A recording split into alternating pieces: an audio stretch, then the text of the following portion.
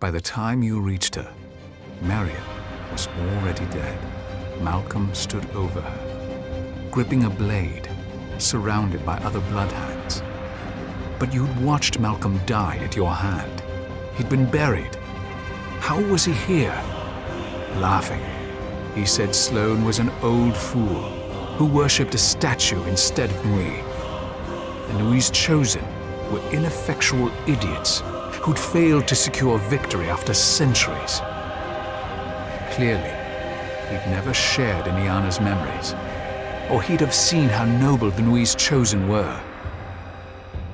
Nui had known them only briefly, but had the utmost respect for them.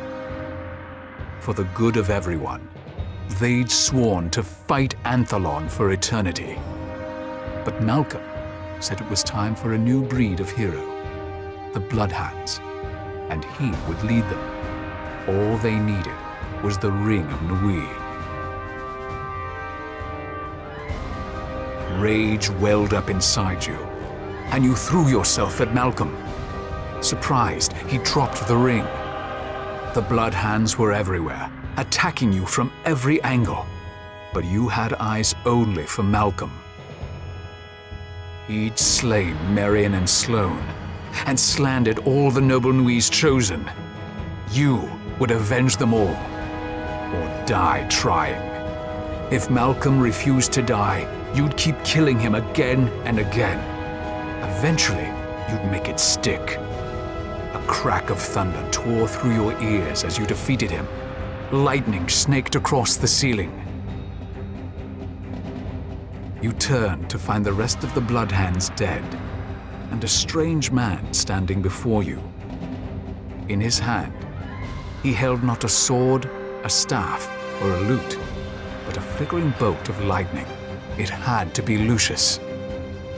Grief crumbled his gentle features as he gazed down at Marian's body.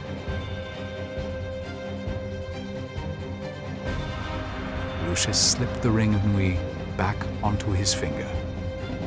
You recognized the simple band immediately from Iana's memories.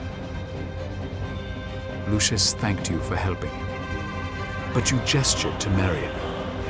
She'd wanted to help him, not you. To reward her devotion, if he was such an almighty god, he needed to bring her back to life. Lucius offered a regretful smile and murmured that he didn't have that kind of power. He was no god and didn't want to be.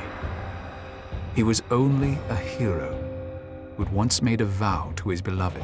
It was true that while everyone knew Nui's name, no one called Lucius a god. But then why had Marian wasted so much breath on him? Maybe Malcolm had been right. Maybe Nui's chosen were just ineffectual fools. Lucius laughed. He said there was no need to grieve and no need to hurry. He might be powerless, but he did know someone who could help. He leveled a finger at you.